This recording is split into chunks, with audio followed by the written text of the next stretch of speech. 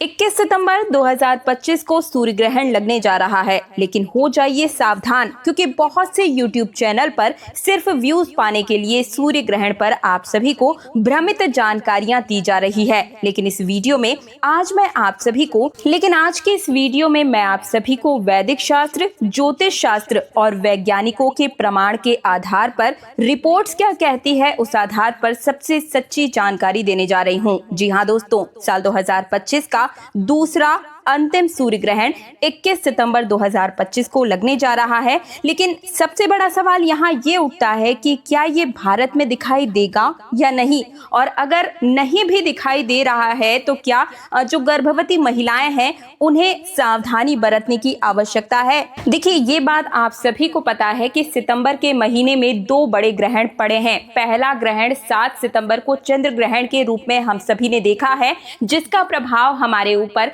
मानसिक रूप से, शारीरिक रूप से और हमारी जेब और मार्केट पर भी इसका गहन प्रभाव पड़ा है। और अब इसके ठीक 15 दिन के बाद 21 सितंबर पितृय अमावस्या के दिन सूर्य ग्रहण पड़ने जा रहा है। तो आज की इस वीडियो में संपूर्ण जानकारी आप सभी को बताने जा रही हूँ।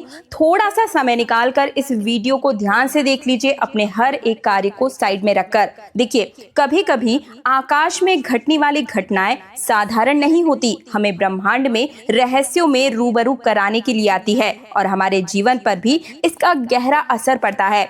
कुछ ऐसा ही होने वाला है 21 सितंबर को, जब चंद्रमा सूर्य के सामने आकर उसकी रोशनी को ढक देगा और आकाश में बनेगा एक बड़ा ही रहस्यमय दृश्य, जिसे आंशिक सूर्य ग्रहण कहा जाएगा। और इस क्षण का इंतजार खगोल शास्त्री ही नहीं बल्कि धार्मिक और ज्योतिष दृष्टि से हर कोई कर रहा है। ये अत्यंत ही महत्वपूर्ण माना गया है क्योंकि साल 2025 का ये आखिरी सूर्य ग्रहण इस बार सर्वपितृ अमावस्या के दिन लगने जा रहा है। सबसे पहले मैं इसकी टाइमिंग और डेट बता देती हूँ। तो 21 सितंबर 2025 को लगने वाला ये सूर्य ग्रहण भारतीय समय के अनुसार 10:59 से प्रारंभ हो जाएगा, जो कि अगली सुबह 3:02 पर समाप्त होगा। और ये एक आंशिक सूर्य ग्रहण होगा, यानी कि इस ग्रहण में सूर्य पूरी तरह से नहीं ढकेगा। जब चंद्रमा पृथ्वी और सूर्य के बीच आ जाता है और सूर्य की रोशनी को कुछ समय के लिए ढक लेता है, तब सूर्य ग्रहण लगता है।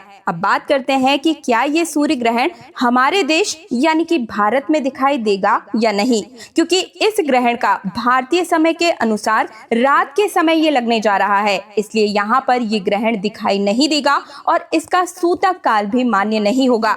लेकिन सूर्य ग्रहण का सूतक 12 घंटे पहले से ही लग जाता है। अगर ये ग्रहण हमारे देश में दिखाई देता तो 21 सितंबर को सुबह 11 बजे से ही इस ग्रहण का सूतक काल भी प्रारंभ हो जाता, जो कि देर रात ग्रहण की समाप्ति के साथ ही समाप्त होता। और इस बार जो ग्रहण है वो अमेरिका, यूरोप, अफ्रीका और दुनिया के अन्य कई हिस्सों में दिखाई दे सकता है। भले ही ये ग्रहण हमारे देश में दिखाई नहीं देगा, फिर भी सूतक काल या ग्रहण का समय कुछ सावधानी बरतने के लिए बेहद आवश्यक है, यानी कि गर्भवती महिलाओं को अवश्य रूप से बरतना ही चाहिए। परंपरा के अनुसार गर्भवती महिलाओं को ग्रहण के समय धारदार वस्तुओं का प्रयोग नहीं करना चाहिए। घर से बाहर ना निकलें, इस समय यात्रा भी ना करें, मन को शांत रखें और भगवान का ध्यान करते रहें। इससे होने वाले शिशु पर किसी भी प्रकार का नकारात्मक प्रभाव नहीं पड़ता है। अपने मन को जितना हो सके शांत रखने का प्रयास करें और इस समय अनावश्यक कामों से बचें। शांत वातावरण में बैठकर भगवान का नाम लें या मंत्र के जाप करें। ग्रहण के दौरान भोजन बनाना या खाना नहीं चाहिए। ग्रहण लगने से पहले भोजन कर सकते हैं और बाद में शुद्ध जल से स्नान करने के पश्चात आप भोजन ग्रहण कर सकते हैं। ग्रहण और सूतक काल के दौरान भगवान की प्रार्थना करते रहें या फिर सूर्य देव के मंत्र का जाप करते रहें। इसके अलावा गायत्री मंत्र, हनुमान चालीसा का पाठ भी आप कर सकते हैं। कोई धार्मिक पुस्तक का पाठ कर सकते हैं। अपने अपने धर्म के अनुसार इस दौरान नाम का स्मरण करते रहें। ऐसा करना आपके खुद के मन को शांत करता है और होने वाले शिशु पर भी इसका अच्छा प्रभाव पड़ता है। ग्रहण की समाप्ति के बाद भी कुछ काम करने चाहिए, जैसे कि स्नान करके साफ स्वच्छ वस्त्र धारण करें और घर में गंगा जल का छिड़काव अवश्य रूप से करें। पूजा पाठ भी आप करेंगे और साथ में ही दान की सामग्री निकालना ना भूलें, जिससे आपके ऊपर अगर किसी भी प्रकार का दोष लगा है तो उसका निवारण तुरंत ही हो जाए। दान आप किसी निर्धन व्यक्ति को या फिर जरूरतमंद को दे सकते हैं या फिर किसी ब्राह्मण या मंदिर में भी दान कर सकते हैं। दोस्तों 21 सितंबर की रात का इंतजार ज्योतिष और वैदिक पढ़ाई के अनुसार पंडित से लेकर वैज्ञानिक तक हर कोई कर रहा है, क्योंकि पूरे 152 वर्षों के बाद ऐसा संयोग बन रहा है जब पितृपक्ष के पहले दिन और अंतिम दिन दोनों ही दिन हम सभी को ग्रहण देखने को मिल रहा है। इस दौरान जितनी भी देवीय शक्तियाँ होती है वो अपने चरम सीमा पर होती है। इस दिन किए गए कोई भी उपाय कभी विफल नहीं जाते हैं। तो चलिए अब जान लेते हैं कि कौन सी है वो 6 भाग्यशाली राशियां। तो जैसा कि मैंने आप सभी को बताया कि हमारे हिंदू धर्म में काफी सारे देवी देवताओं की मान्यता है, लेकिन जिनकी कुंडली में सूर्य तेज होगा उसे चमकने से कोई रोक ही नहीं सकता। यानी कि ये सूर्य ग्रहण आपके जीवन में खुशियां ही खुशियां लेकर आया है। तो ऐसे में आप सभी मिठाई बांटने के लिए बिल्कुल ही तैयार हो जाइए, क्योंकि हो सकता है कि इन राशियों में आपकी राशि भी शामिल हो। तो चलिए एक एक करके राशियां बताती हूँ, लेकिन एक बार फिर से याद दिला दूं कि कंजूसी मत कीजिएगा। कमेंट सेक्शन में ओम सूर्याय नमः जरूर लिख दीजिए। बदलाव हर किसी की कुंडली में देखने को मिलेगा। देखिए पहली राशि की बात करने जा रही हूँ, मेष राशि। मेष राशि वाले जितने भी जातक हैं, इनका बंद पड़ा हुआ व्यापार जो था वो इस सूर्य ग्रहण के बाद से बिल्कुल ही आप नोटिस करके देखिएगा कि अपने आप ही आपका जो व्यापार है वो अब दौड़ पड़ेगा। भगवान भोलेनाथ की कृपा और भगवान सूर्य देव की कृपा से आपके जीवन में प्रकाश ही प्रकाश होगा। हर जगह आपके रास्ते खुलते हुए आपको नजर आएंगे। आपके जो दुश्मन थे आपसे हाथ मिलाना चाहेंगे, और इस सूर्य ग्रहण के बाद जहां से आपको धन प्राप्ति हो सकती है, हर उस जगह से आपको पैसा ही पैसा प्राप्त होने वाला है। और आपके जीवन में धन इतना आएगा कि आप उसे संभाल नहीं पाएंगे। वृद्धि ही वृद्धि की मात्रा देखने को मिल रही है। मैं साफ रूप से देख सकती हूँ कि ये जो धन आएगा आपसे संभाले नहीं संभल पाएगा। और अगर इस सूर्य ग्रहण के बाद से आप कोई भी व्यापार शुरू करेंगे तो उसमें आपको सफलता सुनिश्चित रूप से मिलेगी। धन का लाभ होगा ही होगा। भगवान सूर्य देव की कृपा से चमत्कारिक रूप से मानसिक शांति मिलेगी, और इसी के साथ साथ ही सूर्य ग्रहण के बाद आपको हर जगह से तरक्की देखने को मिलेगी। ज्योतिष और वैदिक पढ़ाई के अनुसार इस सूर्य ग्रहण के बाद से मेष राशि वालों के जीवन में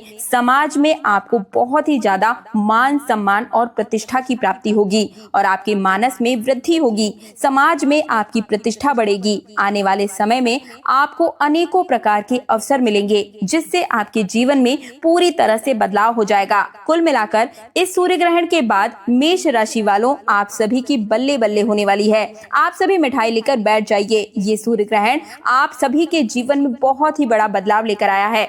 इस सूर्य ग्रहण के बाद में प्रत्येक सोमवार को भगवान भोलेनाथ के मंदिर जाकर 1 लोटा गंगा जल शिवलिंग पर जरूर ही चढ़ाइएगा। इससे आपके नवग्रह की जो समस्या है वो बिल्कुल ही आपको साथ देना प्रारंभ कर देगी। दूसरी राशि जो अद्भुत राशि है, आप सभी को बताऊं, खुशियां लेकर आई है ये सूर्य ग्रहण आप सभी के जीवन में।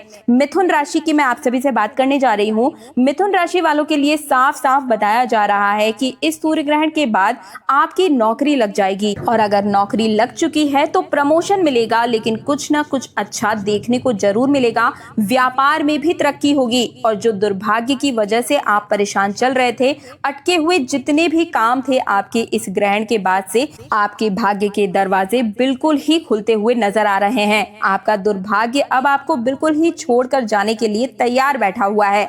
भाग्य बिल्कुल प्रबल होने वाला है। समय आपका अब आ चुका है। नवग्रह आपका साथ देना अब शुरू करेंगे। राहु केतु की जो दशा है आपके जीवन में अब बड़ी ही अच्छी हो जाएगी, जिसकी वजह से अब कोई भी निर्णय आप ले पाएंगे और उस निर्णय में आपको सुनिश्चित रूप से फायदा ही पहुंचेगा। मिथुन राशि वालों को पैसे या फिर मार्केट में अगर कहीं पैसे फंसे हुए हैं तो वापस आपको निकलते हुए नजर आएंगे। जिन्होंने आपसे उधार लिया है वो खुद चलकर आपका पैसा अब वापस देकर जाएंगे। और अगर सूर्य ग्रहण के बाद आप कोई भी निवेश करेंगे तो उस निवेश में आपको अच्छा खासा फायदा मिलेगा। प्रॉपर्टी में या फिर नया वाहन आप लेना चाहते हैं, खरीदना चाहते हैं, तो उसके भी बिल्कुल ही आपके योग बनते हुए नजर आ रहे हैं। भगवान भोलेनाथ की कृपा से मिथुन राशि वालों का जीवन आने वाले सूर्य ग्रहण के बाद से पूरी तरह से सकारात्मक रूप से बदलाव देखा जा सकेगा। अगर आप मिथुन राशि के हैं तो प्रत्येक सोमवार को किसी भी गौ माता को आपको अपने हाथ से 9 रोटी खिला देनी है। 9 रोटी के ऊपर में थोड़ा सा अगर आपने गुड़ रख दिया, काली काले तिल रख दिए, क्योंकि पितृ अमावस्या है तो सोने पे सुहागा हो जाएगा, क्योंकि इससे आपके पितरों का आशीर्वाद भी आपको मिलेगा, जिसके बाद पूरे साल आपके भाग्य का साथ बना रहेगा। दोस्तों, अगली राशि है कन्या राशि। कन्या राशि वाले जितने भी जातक हैं उनसे मैं यही कहना चाहती हूँ कि भगवान सूर्य देव का आशीर्वाद अब बिल्कुल प्रबल हो चुका है आपके लिए। यानी कि इस सूर्य ग्रहण के बाद मैं आपके जितने भी विरोधी लोग थे, जो भी आपके दुश्मन थे, वो आप सभी के सामने अब घुटने टेकते हुए नजर आएंगे और आप बिल्कुल ही निश्चिंत हो जाइए। हर कोई आपसे अब मेल मिलाप करने की कोशिश करने वाला है। अपने जीवन की हर एक परेशानी से अब आप बाहर निकलने वाले हैं।